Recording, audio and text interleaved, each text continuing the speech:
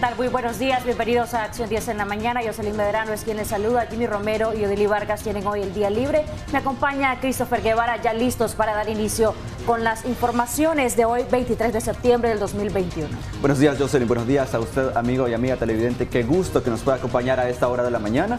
Vamos a dar inicio dándoles a conocer un avance de las principales noticias que serán desarrolladas en nuestro segmento Mirada Global. Comenzamos en Siria, y es que el gobierno ha exigido la inmediata evacuación de las Fuerzas Armadas de Turquía, ubicada al norte de ese país. También le damos a conocer que la FDA ha dado luz verde para la aplicación de dosis de refuerzo de la vacuna de Pfizer contra la COVID-19.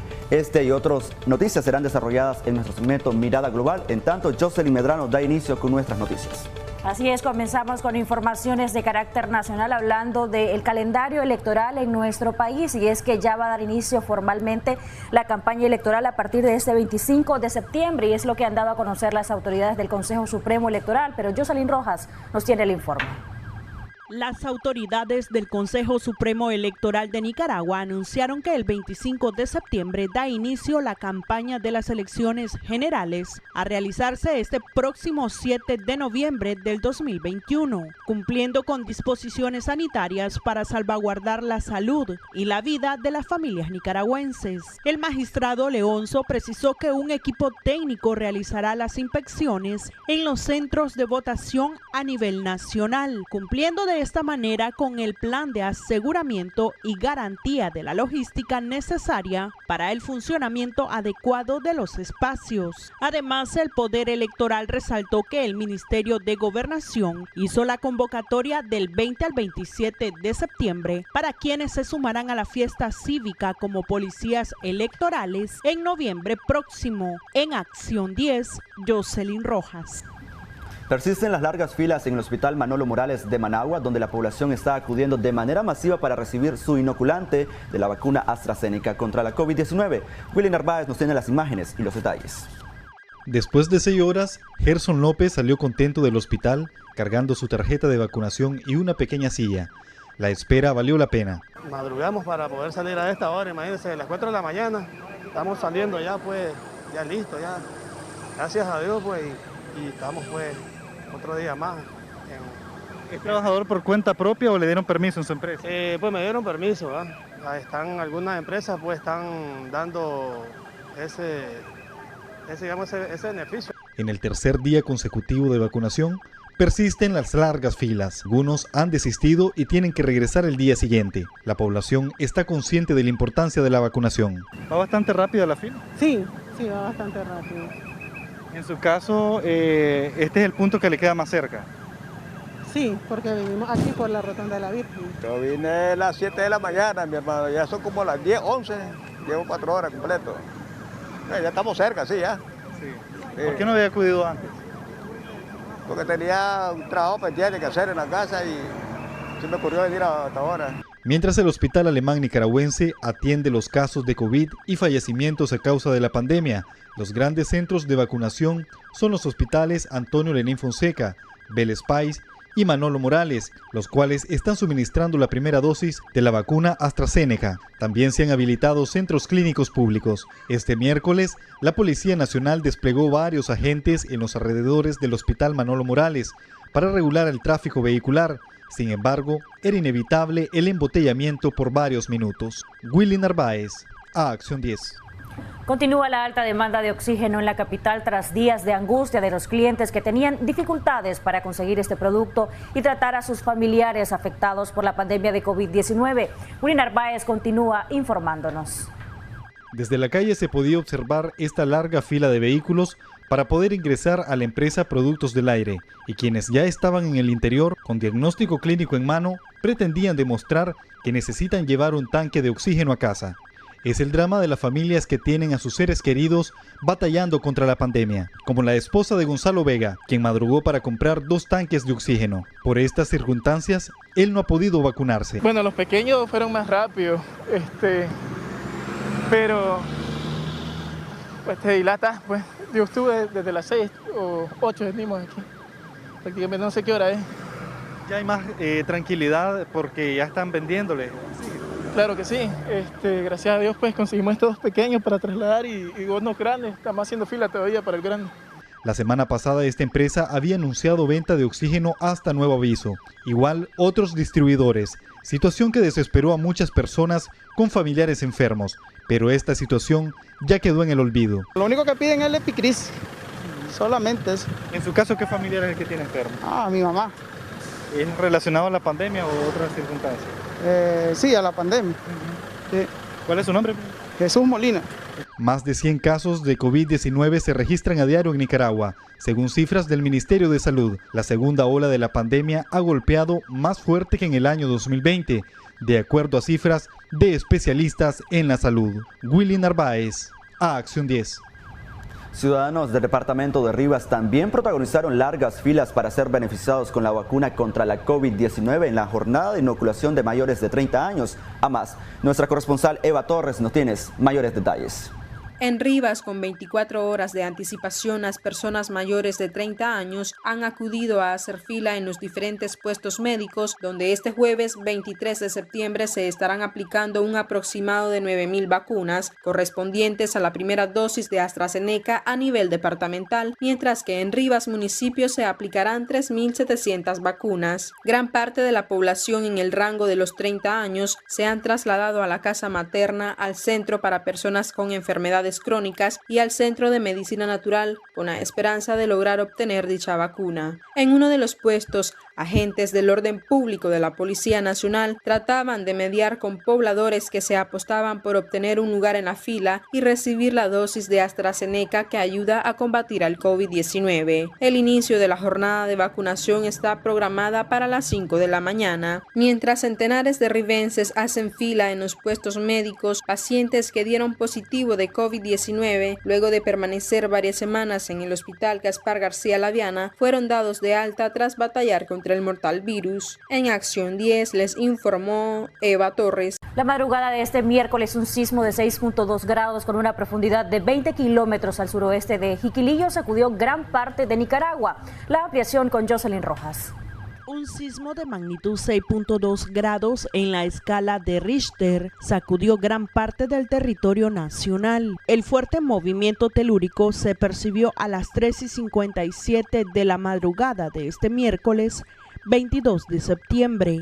El sismo se localizó a 84 kilómetros al suroeste de Jiquilillo y a 20 kilómetros de profundidad. A nuestra línea telefónica, el evento sísmico fue reportado por gran parte de la población en el país, sin manifestar algunos daños en infraestructura y tampoco pérdidas humanas. Según el Instituto de Estudios Territoriales INETER, es un evento relacionado con los procesos tectónicos del choque entre las placas tectónicas Coco y Caribe. Ante este tipo de situaciones hay que tomar siempre la calma. Recordemos que Nicaragua es un país constantemente sacudido por sismos. El pasado lunes, la coordinadora del Consejo de Comunicación, Rosario Murillo, indicó que este próximo jueves 23 de septiembre se realizará el tercer ejercicio nacional de preparación para protección de la vida en situaciones de multiamenazas. En Acción 10,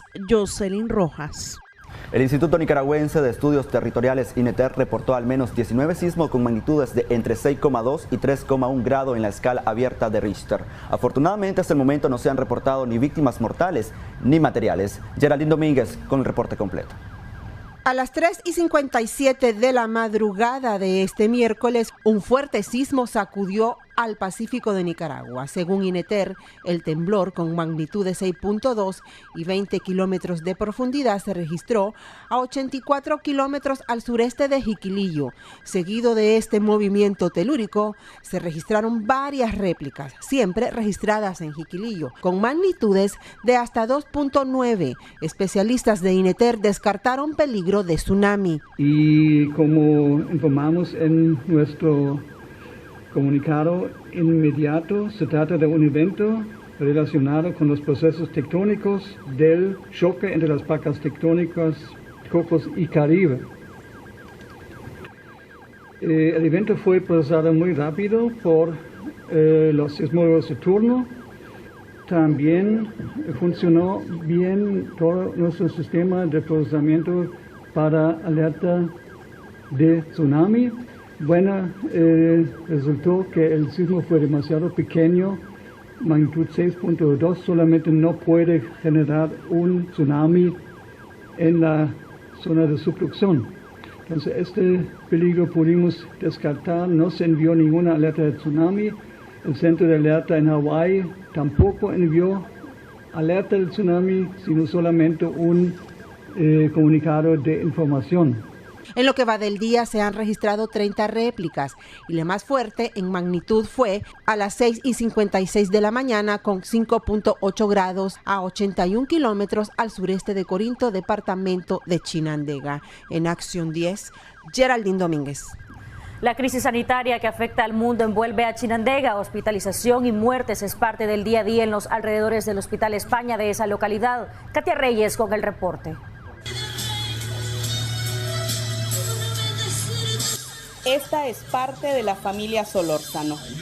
No había poder humano que las moviera del Hospital España o al menos de sus alrededores en el municipio de Chinandega. Se encontraban a la espera de información de uno de sus miembros, Modesto Leonardo, de 45 años, quien ingresó grave con signos de COVID-19. Lo que pasa es que, él estaba en Costa Rica como él viaja. Él estaba en Costa Rica y allá se enfermó. Cuando ella vino aquí ya tenía como 5 días de calentura ya, fiebre y no le bajaba con nada. ¿Qué pasó en las clínicas? No quisieron atenderlo, cerraron las puertas, dijeron de que no lo podían recibir. Mi mamá hasta le ofreció pagarles, que lo atendieran, pero no quisieron atenderlo. ¿Hay alguna información extra que te diera el hospital a vos por ser la esposa? Solamente me pidieron mi número de teléfono. O sea que estás nada más esperando una llamada. Esperando una llamada. Sí. La espera es angustiante para esta y otras familias que se quedan en los alrededores a pesar del riesgo de contagio. Otras se acercan al impenetrable portón con pampers, toallas húmedas o alcohol líquido para sus pacientes. Las ventas en los alrededores del hospital han disminuido. Las personas prefieren comprar en otros lugares que no estén cerca del centro asistencial. La administradora de uno de estos lugares nos cuenta fuera de cámara que a diario pierden hasta el 50% de sus ventas. El día pareciera transcurrir normal, entre el ruido de los taxis, las amenazantes lluvias y las ambulancias, que no paran de entrar y salir, incluso cuando cae la noche. Animada al pie del portón, encontramos a Natalia Salinas. Su hermano sobrevivió al COVID-19 y esperaban que le dieran de alta. Venimos aquí, son las 8.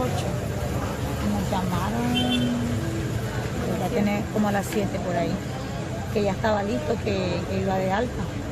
¿Cómo ha sido la angustia para la familia? Eso ha sido tremendo porque nos hemos reunido casi 4 familias, hemos estado después en contacto con él, no sabiendo pues porque él iba a tener esto. Y ahora pues tenemos ahí mi papá que está un poquito ahí con calentura, ya le pusieron el tratamiento. Pensamos que el MINSA iba a hacer las pruebas, pero no llegaron nadie.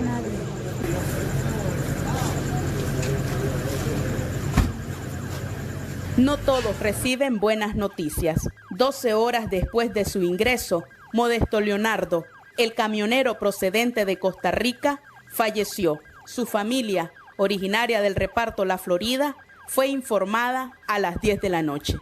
Modesto Leonardo no fue el único fallecido. Una mujer originaria de Villanueva y otra de El Viejo también murieron en las salas de COVID del Hospital España. Las familias esperan en las afueras del hospital con vehículos para seguir la camioneta que trasladará los restos directo a sus respectivos cementerios. Este es un día de tantos en las afueras del Hospital España, donde la mayoría prefiere no brindar entrevistas. Adentro se desconoce cuántos pacientes batallan contra la pandemia asistidos por un valiente personal de salud que a pesar del cansancio cumplen con interminables jornadas.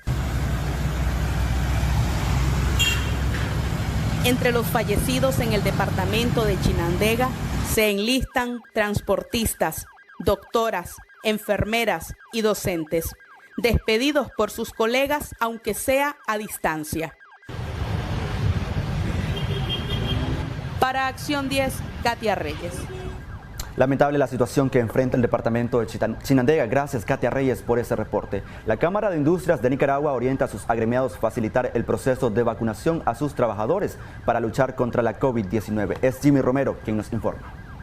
La Cámara de Industrias de Nicaragua dio a conocer que las empresas de su sector sumarán esfuerzos para permitir que los trabajadores acudan a la jornada de vacunación implementada por el Ministerio de Salud. En la nueva fase están siendo llamados ciudadanos de 30 a 44 años de edad, segmento que representa un alto porcentaje de la fuerza laboral del país. En el comunicado, Marcos Pearson, presidente de CADIN, señala que las empresas tienen la obligación de adoptar medidas enfocadas a garantizar la vida de los trabajadores, tal y como lo establece el artículo 10 del Ministerio del Trabajo. Es por ello que hacemos el llamado a las empresas agremiadas para que otorguen permiso especial a sus trabajadores y que puedan acudir a vacunarse. Es un esfuerzo al que todos debemos sumarnos, expresó. El líder gremial mencionó que como Cámara están apoyando a las empresas con asesorías y una línea de comunicación para responder consultas relacionadas a la pandemia. Sugirió que los empresarios también deben invertir en conferencias virtuales dirigido al personal y permitir así puedan enfrentar la pandemia de una mejor manera. Nuestras empresas agremiadas pertenecen a los sectores de alimentos y bebidas, metal mecánica, agroindustrial, industria farmacéutica, azucarera, petrolera, energía, plástica, química, entre otras. Todas están apoyando la vacunación contra el COVID-19 como una forma de protección y cuidado de la salud de todos, finalizó diciendo. El martes, el Consejo Nicaragüense de la Micro, Pequeña y Mediana Empresa orientó a sus trabajadores a otorgar permisos especiales para inocularse, pero sin que sus vacaciones y el salario se vean afectados. De momento, las autoridades sanitarias han vacunado un total de 523,000 personas y la meta es inmunizar un total de 2.8 millones de nicaragüenses. Jimmy Romero, Acción 10. Es momento de darle espacio a nuestros anunciantes. Regresamos con mucho más enseguida. Con más aquí a través de su revista Acción 10 en la mañana. Compra y venta de moneda nacional y extranjera sufre los efectos de la pandemia del COVID-19. Cambistas consultados afirman que la merma se mantiene hasta en un 60%. Es Jimmy Romero quien nos amplía esta información. Los cambistas en la capital resienten los efectos de la pandemia del COVID-19 y la situación preelectoral del país. Los consultados afirman registrar menos gente comprando y vendiendo dólares u otras monedas extranjeras. Todo está más bajo, la compra, pocos dólares y la venta igual.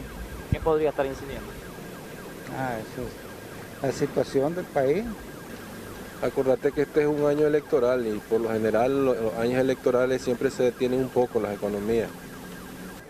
A diario, más de 20 cambistas se apuestan en las afueras de los bomberos del mercado Roberto Güembes. Ellos desde el año pasado implementan medidas de bioseguridad por la pandemia del COVID-19. Sin embargo, hasta este mes de septiembre del 2021 aseguran que sus actividades han caído hasta un 60% debido al temor que tienen sus clientes de contagiarse. Lo primero que nos exigen es mascarilla. Segundo, de que el distanciamiento que vamos a tener, que tenemos sobre el cliente. Y lo tercero es de que, que nos vean, que nos echamos alcohol en las manos o andamos nuestra debida protección más que todo. ¿Para cuándo esperan mayor dinamismo?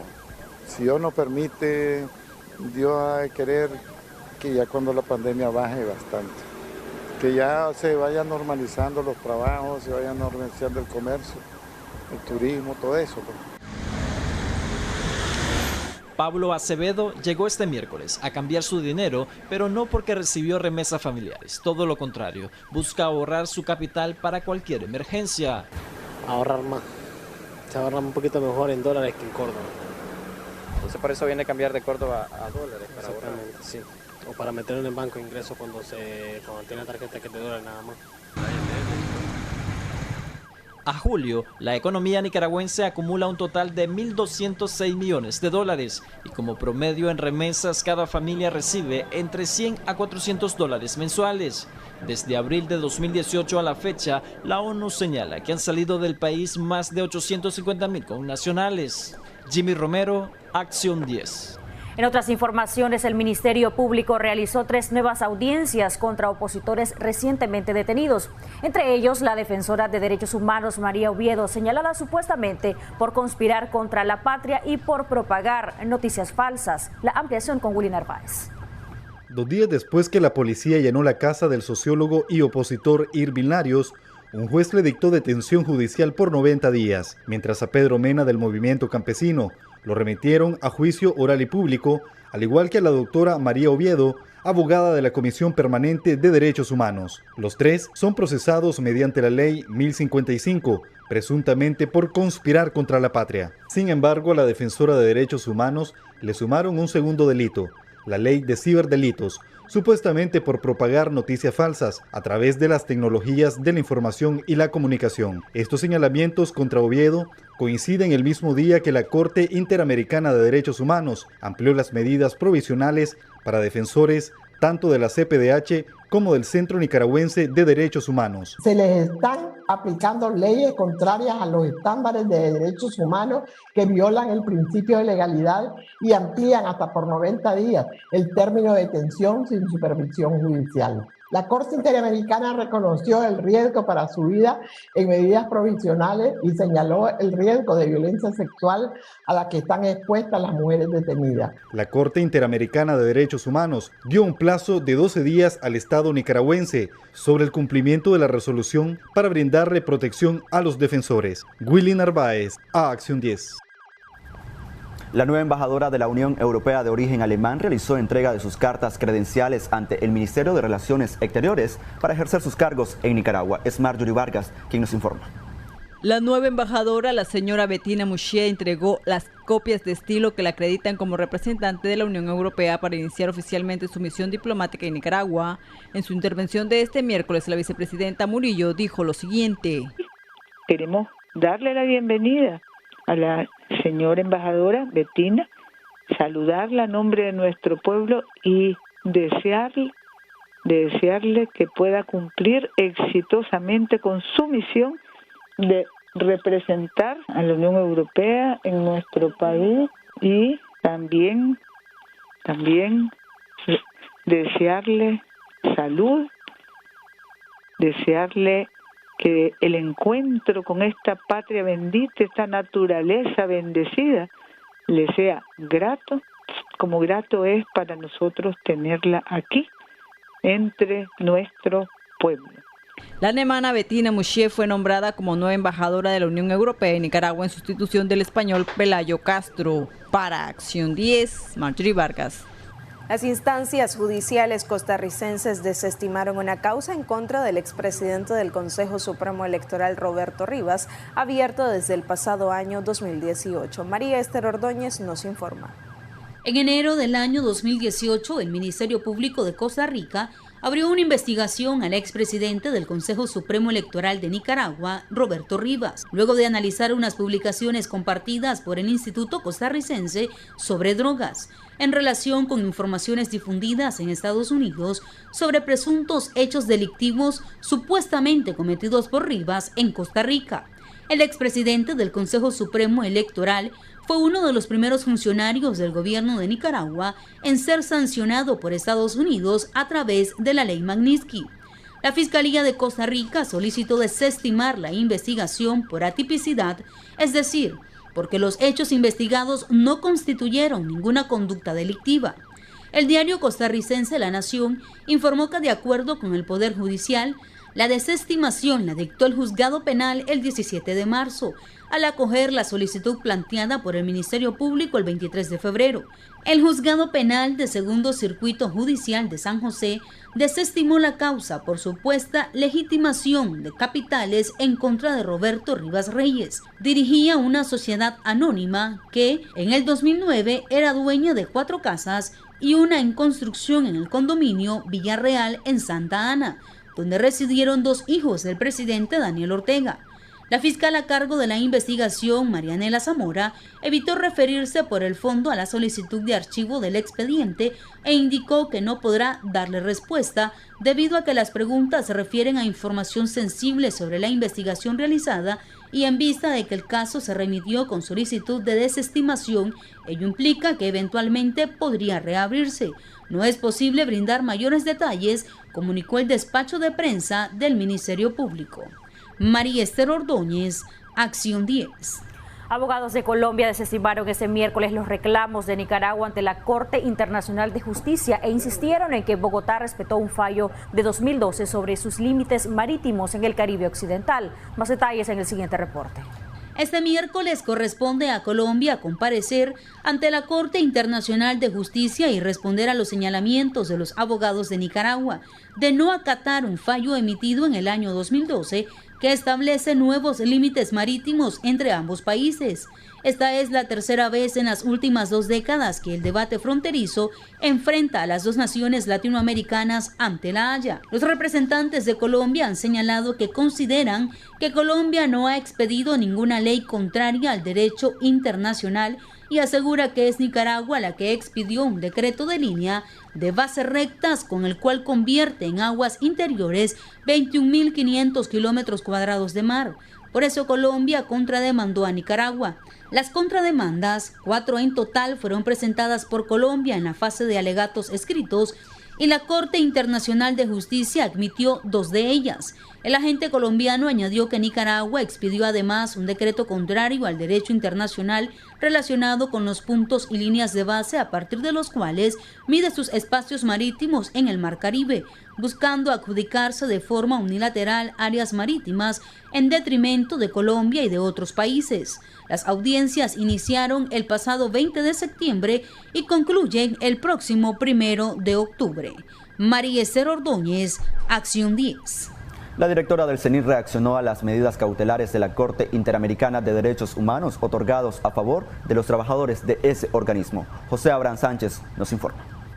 La directora ejecutiva del Centro Nicaragüense de Derechos Humanos se pronunció sobre las medidas tomadas por la Corte Interamericana de Derechos Humanos, que exige al gobierno Ortega Murillo se respete la integridad física y actividades que realizan los promotores de derechos humanos en el país, muchos de ellos en el exilio y algunos con procesos judiciales. Que la Corte ha dictado una resolución que nosotros consideramos muy importante porque considera que actualmente sigue el riesgo en Nicaragua, no solamente para todas las personas disidentes políticos, candidatos y toda esa gente, sino que incluso para los defensores de derechos humanos de manera explícita, y por eso mantiene el otorgamiento vigente de las medidas provisionales ordenadas.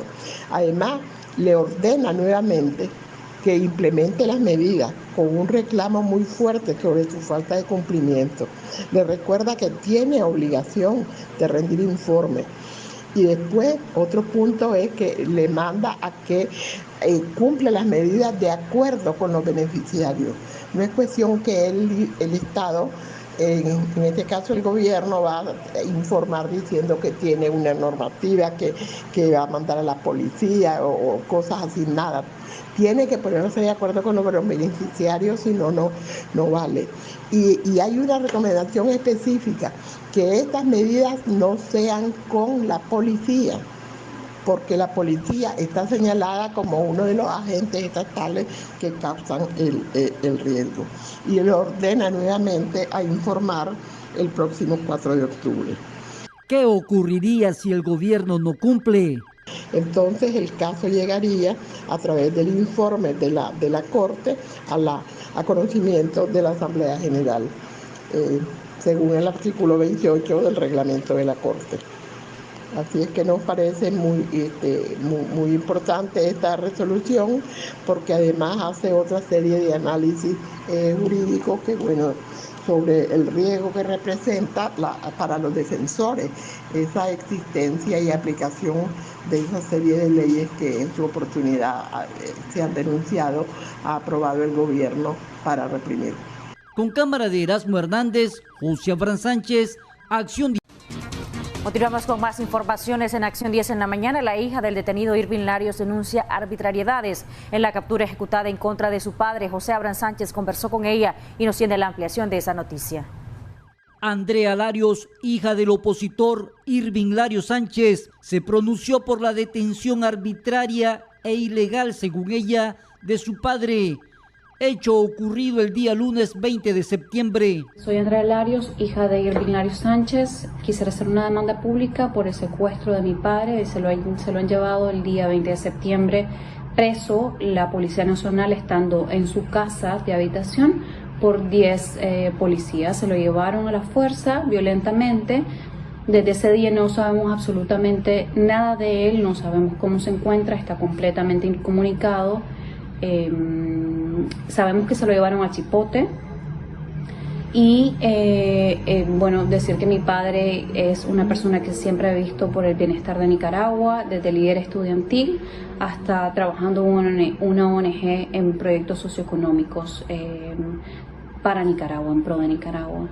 Nos tiene un poco preocupada la situación de su salud porque es una persona hipertensa y con problemas del corazón. El economista Irving Larios Sánchez pertenecía a la plataforma de organizaciones de la sociedad civil para el desarrollo en Nicaragua. Con el triunfo del Frente Sandinista, fue miembro del Comité Nacional de la Juventud Sandinista y del Consejo Nacional de Educación Superior. Entre 1980 y 1988, laboró para la Dirección Quinta del Ministerio del Interior y después en el Departamento de Relaciones Internacionales del Frente Sandinista. Ahora se convirtió en un fuerte crítico de Ortega Murillo. Con cámara de Erasmo Hernández, José Abraham Sánchez, Acción 10. En noticias nacionales, avanza proyecto de mejoramiento vial en diferentes barrios de la capital, como en el Germán Pomares y José Santos López. Geraldine Domínguez con el detalle del proyecto. Proyecto de mejoramiento vial continúa en los diferentes distritos de la capital, como en los barrios José Santos López y Germán Pomares, donde calles en tierra están siendo asfaltadas. En el Germán Pomares se pavimentarán 7 cuadras. Estamos en el distrito 3 de Managua, en la zona de la carretera Vieja León, en el barrio Germán Pomares del distrito 3, donde visitamos un programa más de calles para el pueblo. En esta oportunidad ya estamos colocando asfalto en estas 7 cuadras de este barrio. Con esto estamos alcanzando el 100% de las cuadras del barrio, estarían totalmente revestidas con calles de asfalto, las calles que por años han estado en tierra y que ocasionan un sinnúmero de inconvenientes. En Germán Pomares la inversión es un poco más de 5.7 millones de córdobas, ¿verdad? En estas 7 cuadras. Mientras que en el barrio José Santos López se inició la pavimentación de 2.3 cuadras. Para este proyecto se han invertido más de 1 millón de córdobas. Tenemos 2.3 cuadras nuevas. Con esto completamos el 100% del barrio. Con esto aseguraríamos que el 100% del barrio tenga todas sus calles revestidas. Ha hablado sobre el tema de la velocidad de los vehículos, de la necesidad de establecer mecanismos para lograr que la circulación vehicular sea más segura. Hasta la fecha, a través del programa de mejoramiento vial, se han pavimentado 870 calles de 1.200 que se pretenden construir. En Acción 10, Geraldine Domínguez. Hemos visto cómo ha estado totalmente abarrotados los lugares de vacunación contra la COVID-19. Recordemos que las autoridades han orientado que es para la población de 30 años a más, no así, pues hemos visto que muchos de la población ya de la tercera edad incluso han acudido a vacunarse. Y qué importante es que lo hagan si no pudieron hacerlo en las primeras jornadas orientadas por el Ministerio de Salud para estos grupos poblacionales de mayor riesgo. Nunca es tarde para hacerlo y hoy vamos a hablar de este tema tan importante, de la importancia justamente de la vacunación en aquellas personas con enfermedades crónicas. Nuestro invitado hoy está con nosotros, el doctor José Daniel Meneses, cardiólogo intervencionista, nos acompaña vía Skype y también vamos a hablar con él acerca de los efectos secundarios, puntualizar un poco en esto, porque hay mucha preocupación en la población que ya fue vacunada con esta primera dosis y muchos dicen y están reportando que sienten algunos efectos. ¿Cuáles son normales? ¿Cuánto tiempo pueden durar estos efectos? Ya vamos a hablar con nuestro experto esta mañana. Doctor, bienvenido. Gracias por acompañarnos nuevamente acá en la revista. Hola, muy buenos días. ¿Qué tal? Es un gran gusto, como siempre, un placer estar con ustedes acá acompañándolos.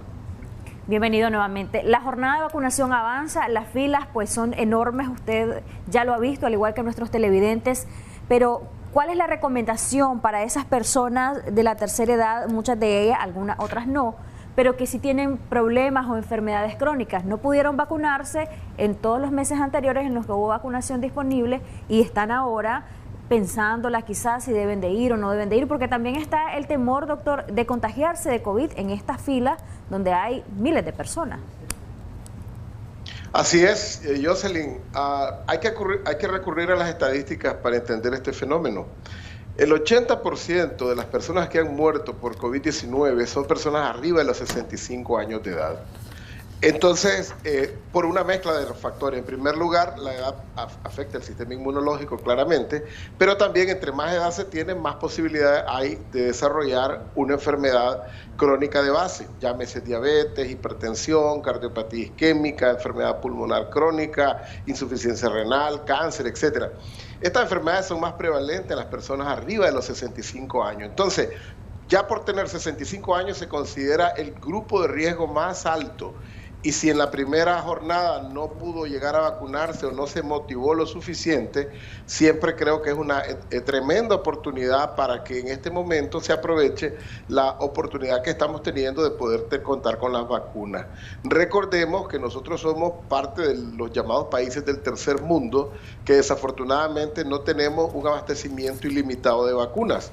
En prácticamente todo el planeta, la cantidad de vacunas que se ha puesto en el tercer mundo son alrededor del 10% de todas las vacunas que se han inyectado. De manera que si tenemos nosotros la posibilidad en Nicaragua de contar con estas vacunas, hay que aprovecharlas sin lugar a duda, sobre todo si se tiene una edad arriba de los 65 años. Se están haciendo llamados a grupos etarios cada vez más pequeños, no obstante, entiendo que no hay una exclusión, que no pueden llegar pacientes de otro rango de edad. Creo que sí pueden llegar esos pacientes y son los que deben de privilegiarse más al momento de la vacunación. Y de hecho eso es precisamente la orientación que dan al momento de la vacunación, que aquellos pacientes que tienen enfermedades crónicas o aquellos pacientes que son ya adultos mayores deben de ser priorizados a la hora de la vacunación. Pero nos preguntan por acá en nuestros comentarios en redes sociales, en Facebook, recuerden, nos encuentra como Canal 10 Nicaragua, y nos están consultando, doctor, si una persona no tiene controlada su presión o está descompensado, si padece de diabetes, ¿debe vacunarse? Bueno, yo lo puedo decir por experiencia personal. En los puestos de vacunación, en los sitios donde se está vacunando, se suele tomar la presión arterial, y en el caso de las personas que tengan presiones descontroladas, los separan temporalmente mientras estas personas hacen uso de sus medicamentos o se les consigue un medicamento para bajarle la presión arterial. Prácticamente no hay ninguna contraindicación absoluta para que las personas no vayan a vacunarse. Por supuesto, si se tiene una alergia con relación a alguno de los componentes de la vacuna, entonces sí podría ser una contraindicación, así también como el haber reaccionado durante la primera dosis de una manera con una alergia exagerada o algo que llamamos nosotros que se llama anafilaxis. Eso sí ya contraindica la siguiente dosis, pero en general la mayoría de las personas son candidatas al uso de estas vacunas. Doctor, la importancia y las recomendaciones al momento de ir a la vacunación para estas personas de la tercera edad o que tienen ya algunas patologías de base y que quizás están controladas, pero siempre es importante ver la parte de los cuidados durante hagan esas largas filas para poderse vacunar. Por ejemplo, deben de ir desayunados, la importancia de tomarse ese día el medicamento. Quizás nos da usted algunas de esas recomendaciones, si deben de ir acompañados o no, porque si están 2-3 horas en la fila con doble mascarilla y además con careta, en muchos casos, puede eso causarles también algún problema de fatiga o algo similar. Sí, al inicio recuerdo que la gente de Nicaragua se había volcado a la vacunación, pero no de manera tan masiva. Y hoy en día, posiblemente por la información que se difunde, por ver la propagación del virus, etcétera, hay unas motivaciones extraordinarias. Entonces eso hace que se aglutinen y se aglomeren de manera excesiva a veces en los puestos de vacunación. No hay forma humana de controlar realmente una cantidad de 2.000, 3.000, 4.000 personas que quieren ingresar todas al mismo tiempo prácticamente al proceso de vacunación. Es responsabilidad individual de cada uno, en principio, llegar sobre todo bien protegido, utilizando, si es posible, una mascarilla de alta protección como una KN95. Si no es posible, se puede utilizar una combinación de mascarilla quirúrgica con una mascarilla de tela, que brinda una protección bastante grande. Ahora, hay que llevar también alcohol gel, mantener la distancia básica de 1.8 metros a 2 metros, que es lo recomendado, e intentar llegar, si se puede, en los horarios donde no hay tanta aglomeración. Paradójicamente hay momentos en la mañana donde vemos que está totalmente lleno y hemos visto lugares donde en la tarde prácticamente no hay personas, de manera que habrá que buscar los mejores horarios. Es muy difícil poder controlar la posibilidad incluso de contagio que se tiene en los centros de vacunación, pero vale la pena el riesgo, puesto que la vacuna hace una diferencia fundamental en términos de mortalidad y de complicaciones. Ahora, el paciente que tiene una enfermedad crónica que se va a vacunar, ese día debe tomar sus medicamentos, si son para la presión arterial, para el azúcar, etcétera. Debe alimentarse también apropiadamente, llevar a lo mejor un poco de agua para evitar esos colapsos que pueden ocurrir a la exposición prolongada de ambientes calurosos, pero con mucho cuidado también para no propiciar los contagios. Una mujer que está dando lactancia nos preguntan si se puede vacunar, doctor, y vamos a ir leyendo algunos de estos comentarios y luego usted responde puntualmente a cada uno de ellos. Uno, lo de la lactancia, aunque ya lo hemos abordado en otros programas, pero siempre nuestros televidentes preguntan y aquí estamos para servirles y para que con nuestros expertos podamos orientarles de la mejor manera también, porque ellos manejan los protocolos del Ministerio de Salud por la información que dan a conocer. Esa es la primera pregunta. La segunda es, nos dicen, tengo 29 años, padezco de diabetes e hipertensión. Por el riesgo de padecer de estas enfermedades, ¿podrían vacunarme? Desde Panamá nos saluda Yalila Martínez y también nos dice un paciente que tiene, por ejemplo, o que tuvo COVID hace algún tiempo, ¿cuánto tiempo realmente debe pasar para que se pueda vacunar? Lo de la lactancia es lo primero. Muy bien, Jocelyn. En relación a la lactancia, no solamente está aceptado, sino muy recomendado que las mujeres que están lactando deben vacunarse. Y las razones son de que la producción de anticuerpos contra el SARS-CoV-2 que hace la mujer lactante puede también ser transmitida al hijo a través de la leche. De manera que es importante dejar en claro que las mujeres embarazadas en principio constituye un grupo de altísimo riesgo. La mujer lactante no tiene ninguna restricción para ser vacunada. Ahora, en relación a la segunda persona que preguntaba sobre la existencia de diabetes e hipertensión, hay que decir lo siguiente: cuando se han evaluado los grupos de alto riesgo de complicaciones de COVID, se dispone de una lista significativa de condiciones que aumentan la mortalidad y las complicaciones mayores. La diabetes está dentro de ese grupo. La hipertensión arterial, igual que otras enfermedades cardiovasculares, o la mayor parte de las enfermedades cardiovasculares, como la insuficiencia cardíaca, la hipertensión arterial, la cardiopatía isquémica, etcétera, también ponen un riesgo particular, ya que regularmente estas personas trabajan con una reserva cardíaca muy limitada.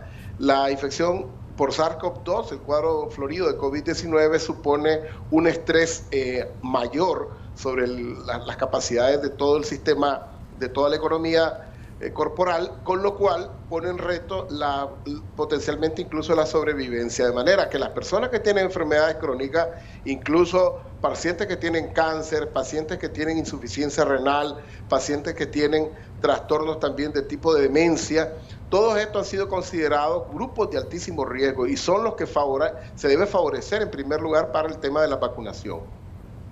Aunque tenga 29 años, ¿debería entonces ser vacunado este paciente? En la actualidad ya las vacunas están aprobadas totalmente desde los 12 años para arriba y recientemente la compañía Pfizer ha mostrado a la FDA datos consistentes de seguridad para incluso niños arriba de los 5 años. De manera que yo creo que a la vuelta de la esquina, antes que termine el año, vamos a estar viendo que las indicaciones de vacunación se van a generalizar, posiblemente incluso a niños desde los 2 años hacia arriba, porque lo que está ahorita ocurriendo es que los grupos etarios cada vez están afectando o abarcando personas de menos edad, ¿no? Así es que ella tiene perfectamente indicación para recibir su vacunación. Bueno, en este momento el rango es hasta 30, entonces habría que esperar un poco más, ¿verdad? Por el tema de los grupos que ha anunciado el MINSA. Sí, hay que tener en consideración que los rangos que se han definido en Nicaragua obedecen a una política del Ministerio de Salud de optimización de recursos. En otros lugares, si se dispone de otro tipo de recursos, pues se hace otro tipo de planificación. Pero una persona, una mujer de los 20 años que está lactando es candidata a vacunación, aunque aquí a nivel local no sea el momento todavía donde ese grupo etario está recibiendo la vacuna, pero seguramente en las siguientes semanas las campañas de vacunación se van a ir ampliando a estos grupos de edad. Queda pendiente la respuesta sobre cuánto tiempo después de que me dio COVID me puedo vacunar. Hay una comunicación telefónica que vamos a atender, doctor. Buenos días, adelante, muchas gracias por llamarnos. Buenos días, me llamo Karen Bellería y quería hacer una pregunta, que si ya me puse la primera dosis de AstraZeneca, ¿puedo esperar en esta jornada la segunda? Si puede esperar la segunda. Sí, la segunda dosis. ¿Hace cuánto se puso la primera? Ahorita con la de 45. Ah, ok. ¿Y cuánto tiempo exactamente hace que se la puso? Hace un mes. Hace un mes, ok. Y su pregunta es, ¿cuánto tiempo debe esperar para ponerse la segunda dosis? ¿O cuánto tiempo tendría efecto la segunda dosis? No, lo que quiere es ponerme la segunda. Correcto, ok. Lo que quiere es ponerse la segunda, pero no han orientado las autoridades del Ministerio de Salud que ya está la segunda dosis. Entonces su pregunta, imagino, va orientada a ese aspecto.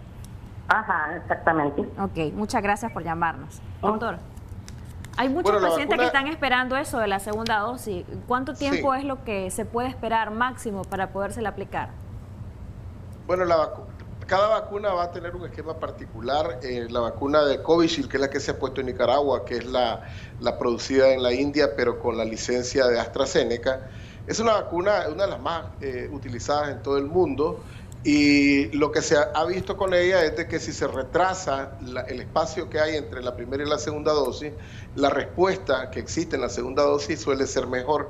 Entonces, originalmente estaban concebidas para ponerse las primeras 3 a 4 semanas, posteriormente se ha decidido por la licencia de la empresa AstraZeneca, colocarla hasta de 3 meses o más incluso. Y la respuesta inmunológica pues ha sido bastante buena. En relación a la pregunta, me decía de que había tenido COVID, ¿en qué momento se debe vacunar? Sí.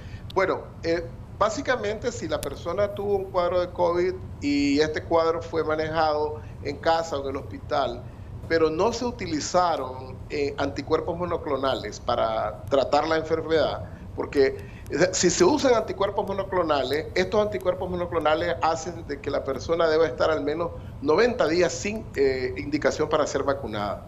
Pero estos anticuerpos monoclonales no se usan en todo el mundo y yo creo que en Nicaragua no se están utilizando, de manera que la mayoría de las personas que han tenido COVID, una vez que mejoran los síntomas, se deben esperar solamente de 10 a 14 días, que es lo que recomienda la Organización Mundial de la Salud para proceder a la vacunación. Hay un punto importante que hay que recordarle a muchas personas que han tenido COVID y tienen la sensación de estar protegidos. Se ha visto que la respuesta inmunológica que se produce tras la vacunación es superior a la respuesta inmunológica que se produce cuando se tiene el contagio y las manifestaciones clínicas de COVID. De manera que también se ha demostrado que los pacientes que han tenido COVID tienen un riesgo de 2 veces de volver a tener COVID si se comparan con los pacientes que son vacunados. Así que todas las personas que han tenido COVID son candidatas después de 10 a 14 días para la siguiente, el proceso de vacunación. Bueno, doctora, hay otra llamada telefónica. Bueno, perdimos la comunicación, discúlpenos, hay bastantes consultas. Dentro de las consultas nos dicen cuánto tiempo dura la protección de la vacuna una vez completadas las 2 dosis. Muy bonita pregunta, la verdad, quisiéramos todos tener una respuesta. Cada vacuna se comporta de manera particular. Voy a mencionar, por ejemplo, la vacuna Pfizer y la vacuna de AstraZeneca con su versión de Covishield. Se hizo un estudio en Oxford que fue publicado en el mes pasado, finales de agosto, en el cual se encontró que la respuesta, los anticuerpos neutralizantes que son inducidos por ambas vacunas, disminuyen sensiblemente al paso del tiempo, en forma tal que si se compara, por ejemplo, con la manera como responden los vacunados con Moderna, parece Moderna ofrecer una protección superior a estas vacunas tanto de Pfizer como de AstraZeneca. Eso es lo que motivó al proyecto de Pfizer de intentar conseguir una tercera dosis en todos los adultos que han sido vacunados, lo cual recientemente fue aprobado en los Estados Unidos exclusivamente a lo que le llamaron población de alto riesgo. Pero la población de alto riesgo, el primer grupo, son los mayores de 65 años. Y luego son los pacientes que tienen enfermedades crónicas, como hemos mencionado, los pacientes diabéticos, los pacientes con EPOC, los pacientes con enfermedades renales, cáncer, cardiopatías como hipertensión, falla cardíaca, los pacientes que tienen trastornos también de VIH, etcétera, etcétera. Entonces, esos subgrupos van a ser objeto de una tercera dosis para hacer un refuerzo. Ahora, es muy probable que también la vacuna de AstraZeneca en algún momento se plantee un refuerzo, porque esto todavía no sabemos todo en detalle cómo va a desarrollarse. Por el momento, sabemos que al menos de 6 a 8 meses están garantizadas la producción de anticuerpos inducidas por estas vacunas. Incluso con la variante, y me contesta esto después de la llamada, doctor. Buenos días, gracias por llamarnos. Sí, buenos días, estimado. Quiero hacerle una consulta. Hace 2 semanas... yo tuve, digo yo que no fue COVID porque me tomé con el oxímetro, no me dio calentura, no tuve nada de esos síntomas, sino que solo fue un pequeño dolor en garganta y no tuve nada más de diarrea ni vómito, de las recomendaciones que dan pues para asistir al médico. Me tomé el antibiótico y pues me quedó una amígdala que estaba ahí doliendo y estaba supurando pus. Entonces el médico me mandó que tomara amoxicilina más ácido clavulínico. Entonces yo ya estoy terminando de tomar este tratamiento, no tengo dolor, no tengo ningún otro síntoma. ¿Puedo vacunarme o tengo que dar un tiempo más o una semana más? Eso fue hace 2 semanas y ya pues no siento nada y quería saber si... ¿Usted perdió el gusto y perdió el olfato durante este tiempo? No. El año pasado sí lo perdí. El año pasado sí lo tuve para en mayo. Okay. Pero ahorita eso fue lo único que hubo. No sé si fue cambio de clima, no sé pues si fue por eso, porque realmente yo permanezco en casa y tenemos las medidas necesarias. Solo vivimos 2 personas, mi esposo es el único que sale a trabajar y él pues tomamos todas las medidas que se tiene que hacer. Okay. Entonces, eso fue lo único que pasó, pero no fue aquello de calentura, de tos, no. Solo fue ese dolorcito de la garganta, que sí había infección, pues porque, como le digo, había pus y me tomé el tratamiento y ya estoy finalizando la amoxicilina, pues la más ácido clavulínico y no tengo calentura, no hay nada. Perfecto, ya le va a contestar el doctor. Muy bien, primero en el periodo de pandemia cualquier síntoma respiratorio y otros no respiratorios mueven siempre a nosotros los médicos a excluir el diagnóstico de COVID-19. No hay que esperar a tener pérdida del olfato, fiebres, diarreas, estar mal, respirar con dificultades, saturarse. En realidad no es necesario tener todo ese cuadro florido para haber desarrollado una infección leve por COVID-19. Muchos de estos síntomas con la variante Delta, que es la que predomina ahora en el mundo, los vamos a encontrar a veces solamente en una forma muy escueta. A veces vamos a encontrar cefalea, vamos a encontrar malestar general, etcétera. Por la clínica de ella es probable que un proceso de faringoamigdalitis le haya producido estos síntomas, ya se medicó, ya pasaron 2 semanas, no tiene ningún problema para comenzar de nuevo pues con el proyecto de la vacunación y le recomiendo de que intente vacunarse lo más pronto que pueda. Doctor, también nos decían que a lo interno nuestra amiga que nos había marcado antes de la última amiga televidente quería consultar porque ella tiene cáncer y quería consultar si se puede vacunar. Sí, justamente los pacientes que tienen cáncer son considerados como pacientes con estados de inmunodepresión y son pacientes que cuando desarrollan COVID-19 tienen un riesgo alto de complicaciones fatales. Entonces, los pacientes con cáncer, exceptuando tal vez algún paciente que está en proceso de que recién recibió quimioterapia y tendrá que ver con su oncólogo de manera muy particular, la mayoría de los pacientes con cáncer, con diagnóstico conocido, con una enfermedad de curso estable, son candidatos para vacunarse para prevenir las complicaciones derivadas del COVID-19.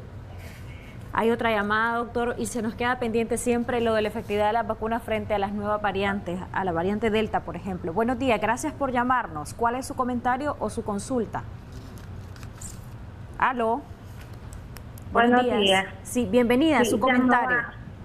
Llamaba para consultar que si uno por lo menos si asegurado y va a su seguro, la doctora pues vino y revisó la garganta y todo y dijo que era inflamación en la garganta, pero por ser trabajador del Estado le dice de que deben de hacerle la prueba del hisopado. Entonces la prueba del hisopado la hacen y dicen que al día siguiente hacen la llamada entre 2 y 3 de la tarde. Ayer esperábamos la llamada entre la hora que nos habían dicho, pero llamaron a las 5:30 y más bien nos dejaron confundidos porque así nos llaman y nos dicen de que la prueba es indeterminada, que no sabían si era positivo o era negativo, pero que se iba a tomar como un caso positivo. Ok, su consulta es qué pueden hacer ahora con ese reporte de las autoridades del Ministerio de Salud. Sí, así es. Bueno, muchas gracias por llamarnos y hacer esa consulta a nuestro médico que está con nosotros esta mañana. Doctor, ¿qué les recomienda? Sí, en los casos que son indeterminados y que tienen una clínica sugestiva, deben de ser valorados como casos positivos, ¿verdad? Es decir, desde el punto de la perspectiva a nivel del hogar, es recomendable aislar a estas personas, ofrecerles los cuidados durante al menos 2 semanas de estar aislado y observarlo minuciosamente para ver si tiene complicaciones. En general, es bueno tener la referencia de algún médico que pueda, ya sea por telemedicina, asistir también a la familia para que puedan ayudar a mejorar los síntomas de estas personas. Pero en general, un paciente que tiene un tipo de respuesta así indeterminada, nosotros a nivel médico preferimos asumir que tiene COVID de forma tal que se pueda proteger a la familia también, ¿verdad? Doctor, nos quedamos pendientes con lo de la efectividad de las vacunas frente a las nuevas variantes, entre ellas la variante Delta. En nuestro país, por ejemplo, el comportamiento o lo típico, o lo que manejábamos, es que la mayoría de personas que se complicaban eran personas adultas mayores o con enfermedades crónicas, con obesidad y algunos otros factores de riesgo, pero en el último brote que hemos estado observando, según reportes, se dice que los pacientes jóvenes se están complicando, incluso que han muerto pacientes jóvenes. Esto tiene que ver con la variante Delta, número 1 y número 2. ¿Qué tanto nos protegen las vacunas de las que actualmente ha dispuesto Nicaragua contra esta nueva variante? Sí, son bonitas las dos preguntas. En realidad, la variante Delta ya no se puede hablar de que es una variante que está creciendo en el mundo. El día de ayer, la encargada del programa de COVID de la Organización Mundial de la Salud, pues dijo simplemente que es la variante que ha desplazado a todas las otras variantes del COVID en todos los países y en algunos sitios incluso la suma de todas las otras variantes hace menos del 1%. Es decir, ya prácticamente esta es la forma predominante de la presentación del SARS-CoV-2. Ahora, afecta más a jóvenes efectivamente. Ese es un cuadro que se ha visto, afecta de una manera, primero es extraordinariamente contagiosa, mucho más que la variante alfa original de Wuhan. Segundo, la carga viral es bastante alta, aún en los vacunados. Las personas que tienen su vacuna puesta, si se contagian con el SARS-CoV-2, pueden tener una carga viral alrededor de 1.200 veces más alta que la que se podía tener con la variante original alfa. De manera que los propios vacunados, por eso es que deben también de actuar con mucha prudencia en su casa, porque pueden ser agentes de transmisión, de contagio de esta nueva variante. Y tercero, los cuadros clínicos que presenta la variante Delta pues suelen ser a veces muy rápidos, hay mucha afectación neurológica, hay probablemente también más afectación cardiovascular que la anterior variante. Todo esto está en términos de investigación, así es que definitivamente es la variante que estamos viviendo no solamente en Nicaragua, sino prácticamente pues en todo el planeta. Ahora, en cuanto a la protección que se ofrece por las vacunas contra esta variante, vamos a comenzar primero con la vacuna Sputnik V, que es la vacuna rusa. La vacuna rusa, como todos sabemos, pues el contexto geopolítico que existe, costó un poco que la vacuna rusa fuera aceptada a nivel internacional, en términos de que hasta el año pasado se hizo una publicación significativa en una revista de alto prestigio, que es el Lancet, donde se vio la eficacia de esta vacuna. Luego ha tenido hasta este momento esa vacuna algunos problemas. La OMS suspendió la evaluación para aprobarla como una vacuna para el COVID-19, pero esto ha sido por temas técnicos que se han encontrado en una de las factorías, en una de las áreas donde se produce esta vacuna. En la vida real, ¿qué es lo que observamos? Países como Argentina, que han descansado en la vacunación con la Sputnik V y que están produciendo ahora mismo vacunas Sputnik V, han mostrado una estadística extraordinaria en cuanto a protección, arriba del 92%, sobre todo para esta variante Delta. De manera que personalmente me parece que es una vacuna que en su momento va a tener la aprobación de la OMS y de la EMA europea, pero que en la actualidad pienso que es un arma extraordinaria para esta variante Delta. Definitivamente estamos hablando de una vacuna muy consistente, sobre todo para esta variable, y por eso exhortamos siempre a la gente que se vaya a vacunar. La otra vacuna que se ha puesto en Nicaragua es la Covishield. La Covishield es una vacuna ampliamente conocida, generada en la India con la licencia de AstraZeneca. Como les decía recientemente, sí se ha mostrado que Covishield, frente a esta variante Delta, ha disminuido su efectividad de una manera muy parecida a la de Pfizer, muy parecida, en forma tal que algún editorial ha llegado a decir que la vacuna de Covishield en la actualidad produce una inmunidad en la mayoría de las personas adultas similar a la que se produce cuando se tiene el contagio nativo con el SARS-CoV-2, es decir, cuando se tiene la infección de forma nativa. Esto significa que al pasar el tiempo, los anticuerpos que se producen por esta vacuna se tienden a disminuir, y está en el tapete si vamos a poder utilizar reforzamientos con esta vacuna o bien combinación con otras vacunas que incluso potencialmente podría ser la misma Sputnik V. Perfecto, doctor. También nos preguntan sobre los efectos secundarios y ya vamos a ir concluyendo la entrevista, pero me gustaría hablar de eso. Nos reportan fiebre, dolor de cabeza. Nos dicen, me vacuné hoy, me duele el cuerpo y tengo fiebre, ¿qué puedo hacer? ¿Qué puedo tomar? Me vacuné el 9 de julio y a la fecha no han anunciado la segunda dosis de Covishield. También nos preguntan, tengo un cuadro febril y algunos síntomas como dolor de garganta luego de la vacuna, me vacuné el lunes, ¿será esto normal? ¿Qué deben hacer los pacientes? ¿Qué síntomas post vacunación son normales o qué efectos son normales? ¿Cuándo acudir al médico y cuándo decir, bueno, me puedo tomar algo, puedo atender la recomendación de mi médico a distancia, o realmente quizá me contagié durante las filas de vacunación? Y si se contagiaron durante las filas de vacunación, la pregunta es, ¿pueden aparecer los síntomas a los 2 días, doctor? Excelente, Jocelyn, muy buena pregunta. Mira, en primer lugar, las personas mayores, una vez que son vacunadas, después que son vacunadas, generalmente muchas de ellas no refieren ninguna molestia. Como mucho alguna molestia a nivel del brazo y se acabó la historia. En las personas jóvenes, el sistema inmunológico es más fuerte, más potente y reconoce la entrada de una sustancia extraña que es la vacuna y desencadena toda una respuesta inmunológica inmediata. Eso condiciona a que las personas jóvenes puedan tener dolor importante en el brazo, cambios de coloración, puede haber procesos febriles, puede haber escalofrío, sensación como de tener un catarro, debilidad muscular, fatiga, sueño.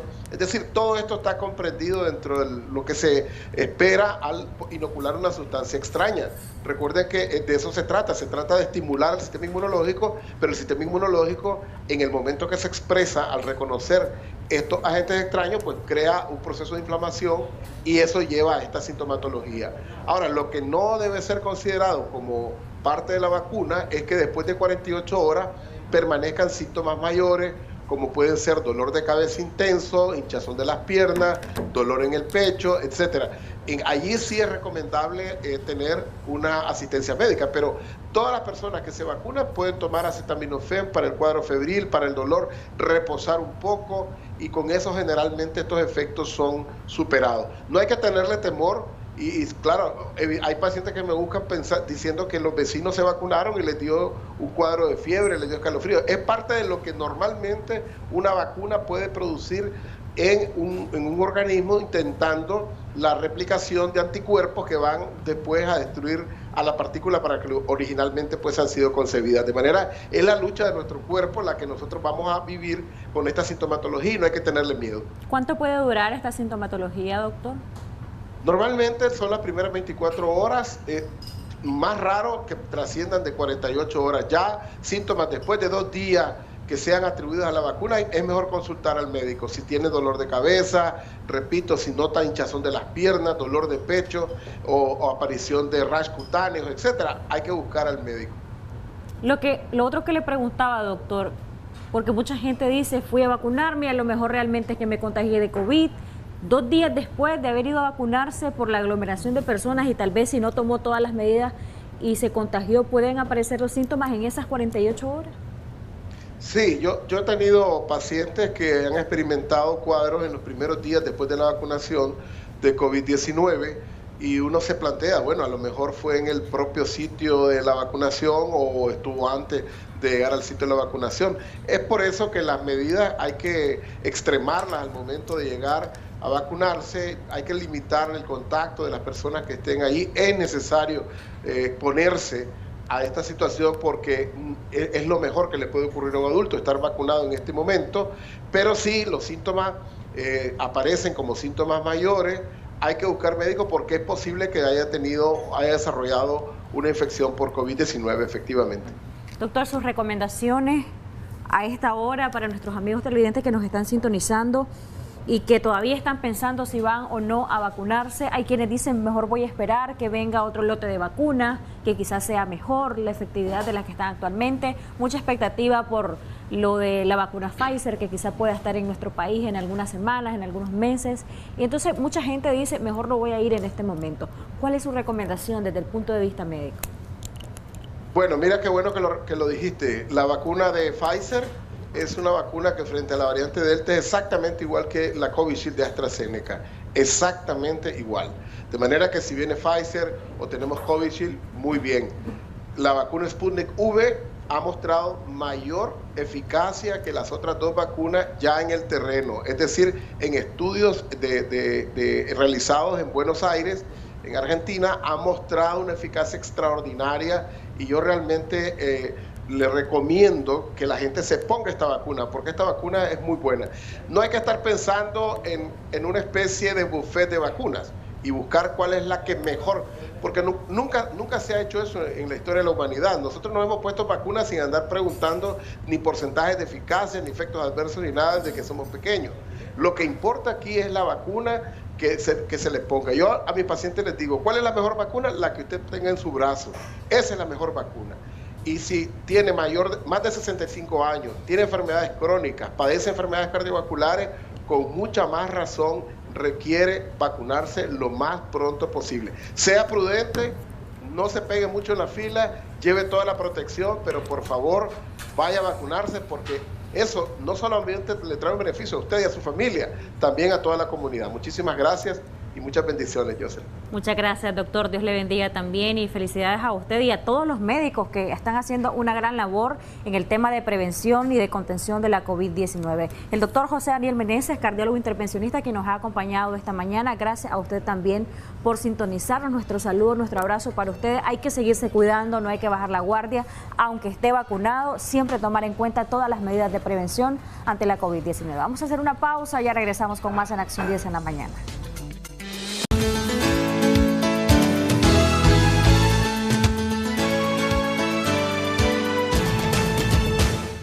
El pie diabético aparece cuando existen niveles inadecuados de glucosa en sangre y otros factores que concurren con frecuencia en personas con diabetes que provocan un daño en los vasos y nervios que pueden producir complicaciones a medio-largo plazo. Dos de los riesgos de estos pacientes son la disminución de la sensibilidad y la mala circulación del pie, que pueden derivar en la formación de una úlcera algunas veces graves y que es la principal causa de una posible amputación. La mayoría de las heridas son causadas por una disminución de la sensibilidad del pie y surgen en la planta o en las zonas cercanas del hueso, como los nudillos de los dedos. En el caso de que un paciente observe una úlcera, deberá acudir lo antes posible al especialista, no únicamente para curarla, sino para diagnosticarla y diseñar un tratamiento personalizado lo más adecuado a su caso. Lo más adecuado ante esta eventualidad es acudir a un especialista, por lo que le invitamos a conocer más sobre este tema en la siguiente entrevista.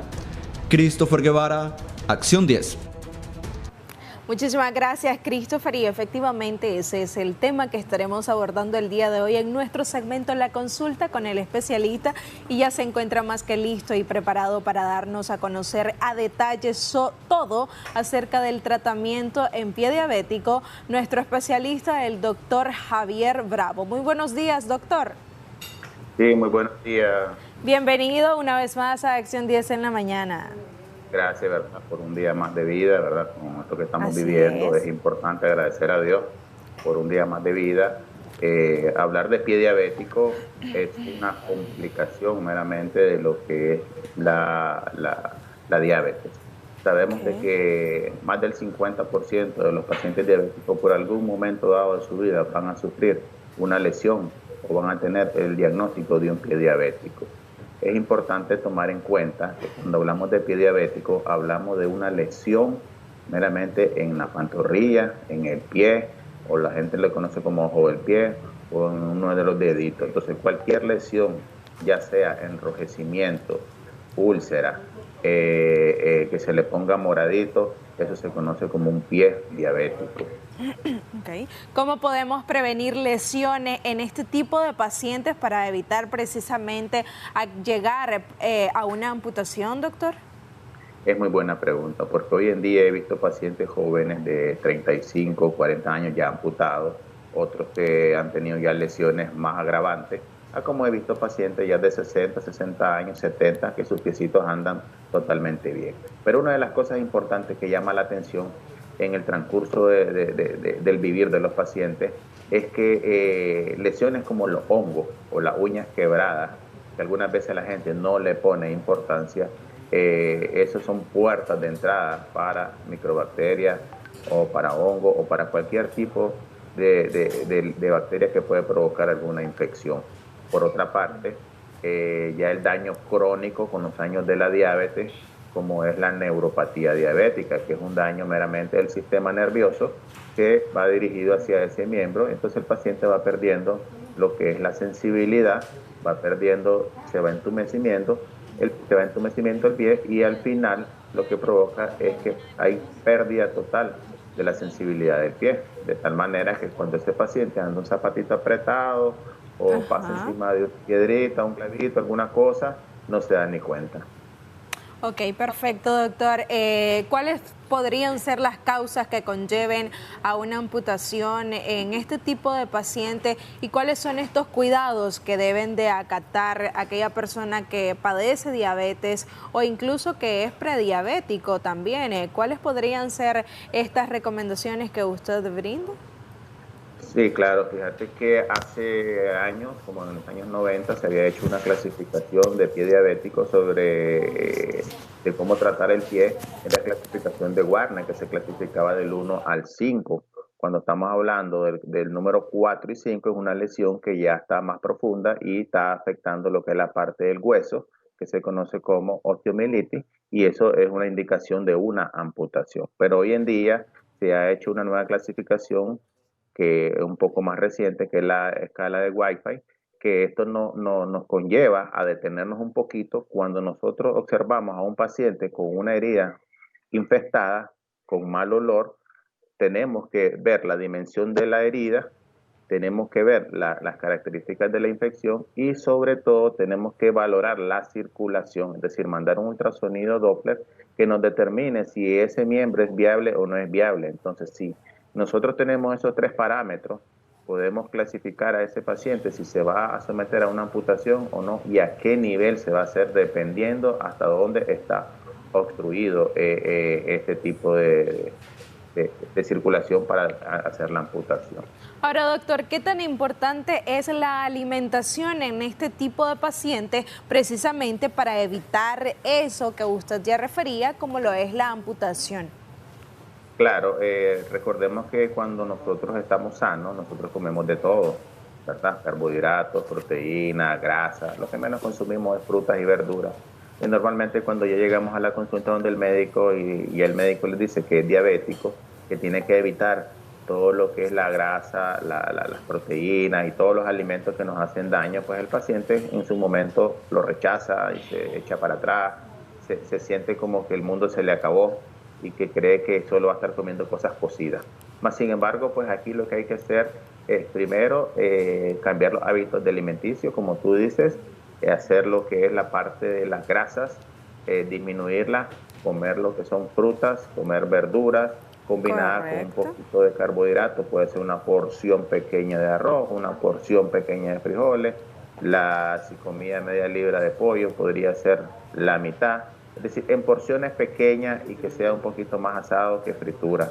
Eso nos va a colaborar un poco, pero normalmente lo que hacemos nosotros es valorar al paciente en conjunto con el nutricionista. Nosotros los orientamos al nutricionista qué tipo de alimentación le podemos dar a ese paciente para que nos baje, en este caso, la glucosa y sobre todo la hemoglobina glicosilada, pues que es importante en este caso de los pacientes. Ok, muchísimas gracias, doctor Javier Bravo, por habernos acompañado el día de hoy en nuestro segmento La Consulta con el especialista, llevando hasta la pantalla de sus hogares precisamente los cuidados que deben de tener esos pacientes crónicos de diabetes. Y para todas esas personas, doctor, que deseen visitarle o consultarle, ¿cómo lo pueden contactar? Sí, pues ahí pueden ver el número en pantalla, si no, pues se lo repito, el 892-27508, 892-27508, pues ahorita con esta situación de la pandemia, pues estamos tratando de estar un poquito de lejos con los pacientes, mejor, ya sea por WhatsApp o directamente por videollamada, pues para evitar el contagio. Exacto, sumamente importante. De esa forma se podría ayudar con algunos consejos, pues pacientes que me llamen, pues les puedo aconsejar que se hagan sus exámenes y se le puede dar una orientación vía WhatsApp, pues en caso que sea necesario. Ok, muchísimas gracias, doctor, nuevamente por habernos acompañado el día de hoy. Nosotros con toda esta información hacemos una breve pausa comercial, no se retire, ya regresamos.